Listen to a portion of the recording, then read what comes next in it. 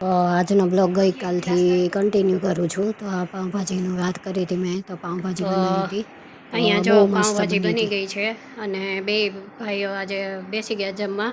તો સોરી પૂછવું આવી ગયો છે, એટલે સવારમાં હું મળવાનું ભૂલી ગઈ હતી, એટલે થોડોક ગુડાનો વિડીયો લીધો હતો, એનું બાકી હતું, એટલે તમને મળાવી દઉં. કેમ છે બેટા પૂછવું? એકદમ મજામાં છે. મજામાં ને દીકો? હા. તો આ મારી બેનનો બાબો છે, બે ગયા જમવા સાથે, એટલે હવે પાઉંભાજી ચાખીને બતાડે કે કેવી બની છે એમ. તો ગુડુ ચાખો તો બે, પછી વારા ફરતી બેયને પૂછી જુઓ હો કેવી બની છે.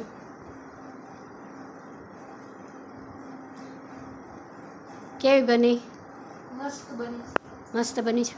ભાવી ને તને બેટા? તીખી નથી લાગતી ને દીકુ? ઓકે. ગુડુ બહુ મસ્ત બની. મસ્ત બની છે. તો બસ જો પાઉંભાજી અને એની સાથે છાશ, એટલે હમણાં ડુંગળીને એવું તો સુધારી નાખું છું હમણાં, એ છે બધું પણ એ હજી થાળીમાં રેડી નથી થયું, એટલે બસ મસ્ત પાઉંભાજી બે જણા ખાઈ લેજો હો બેટા. The next day. Hello, good morning, જય શ્રી કૃષ્ણ. તો કેમ છો આપ સૌ? તો અત્યારે સવારના 11:15 જેવું થયું છે અને અહીંયા પૂજા અને પાઠને એવું કરતી હતી આજે, એટલે થોડુંક લેટ થઈ ગયું છે, એટલે બસ રસોઈનું તે કુકરને એવું મૂકી દીધું છે અને આજે ઓલા ચોળાનું શાક કર્યું છે અને ભાત કર્યા છે, રોટલીનો લોટ બાંધી દીધો છે. એટલે જો તમને દેખાડી દઉં, ચોળાનું શાક કર્યું છે. તો દર વખતે હું કરું ને ત્યારે ચોળાના ઓલા છાશવાળું કરું છું, એમાં ચણાનો લોટ નાખીને એવી રીતે આપણે બેસનવાળું કરીએ ને, થોડુંક આમ ખાટું હોય એવી રીતે કરું છું. પણ આ વખતે અત્યારે મેં સાદું કર્યું છે, સાદું મસાલાવાળું કર્યું છે, ટમેટાં અને લસણ ને એવું નાખીને કર્યું છે, એટલે આજે થોડીક અલગ રીતે કર્યું, આજે શાકની જેમ કર્યું. નહીં તો છે ને શાક આની સાથે છે ને શાક કે એવું ન કરું, ખાલી લિક્વિડ એવું કરું, ચોળા અને ભાત રોટલી અને કોબી મરચાંનો સંભારો એવું કરવાનું છે. એટલે જમવામાં એ છે આજે, એટલે રોટલી હજી બાકી છે, રોટલી કરવાની, એટલે થોડુંક બીજું કામ કરતી હતી હું આજે.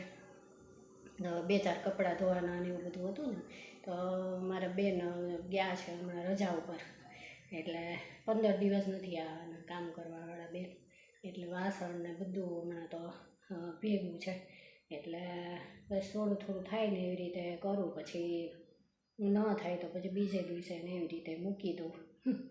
એટલે વાસણ તો કરવા જ પડે, પણ કપડાં પછી 2 દિવસે ધોવું ને એવી રીતે કરું, ચાલુ કપડાં ધોઈ નાખું બધા, અને ઓફિસના એક દિવસે એક ઓફિસના ધોવું, એવી રીતે કરું ધીરે. એટલે બહુ હમણાં થાકી જાઉં છું, એટલે છે ને બ્લોગમાં એટલે એવું થાય છે કે નાનકડો બ્લોગ હોય, અને એટલે બસ જો હવે બીજું કામ હવે શરૂ કરીશ. રોટલી કરી નાખું પહેલાં, એટલે છે ને ગરમી બહુ ઓલી થાય ને, વધારે રસોડામાં ગરમી થાય છે, એટલે આ બારણું ખોલીને હવે પહેલાં રોટલી કરી નાખીશ, પછી તોય તે લગભગ 12-12:30 જેવું તો થશે જ તે. એટલે બસ ત્યાં સુધી સંભારો વઘારવાનું બાકી છે હજી, તો થોડી કાકડી પડી હતી, આજે મેં કીધું કાકડી નાખી દઉં, કાકડી મરચાં અને કોબી, એનો સંભારો વઘારી નાખીશ અને રોટલી કરી નાખું, એટલે રસોઈને થઈ જશે. ત્યાં સુધીમાં ગુડો આવે એટલે પછી અમે લોકો બેસી જશું જમવા.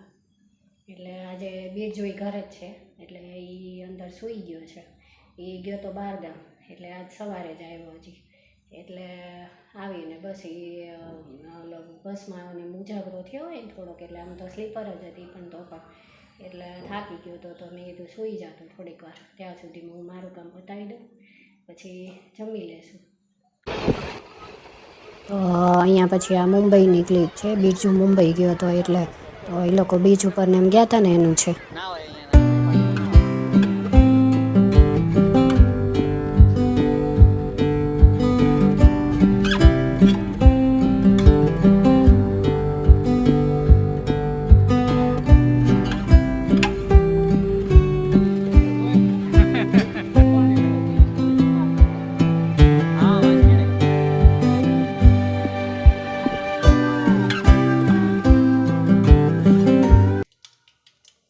ફરી પાછું આજના ક્લિપ ઉપર આવી જાઉં છું. તો અહીંયા ફટાફટ સંભારો વઘારી નાખું એટલે રસોઈ થઈ જાય.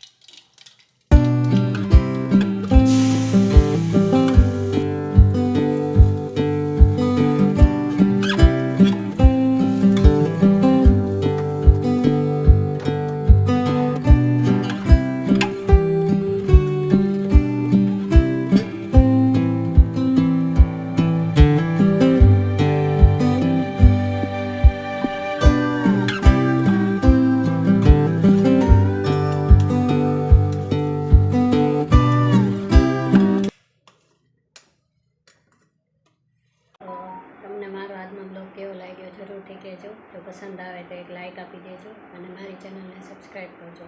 Thank you. જય શ્રી કૃષ્ણ.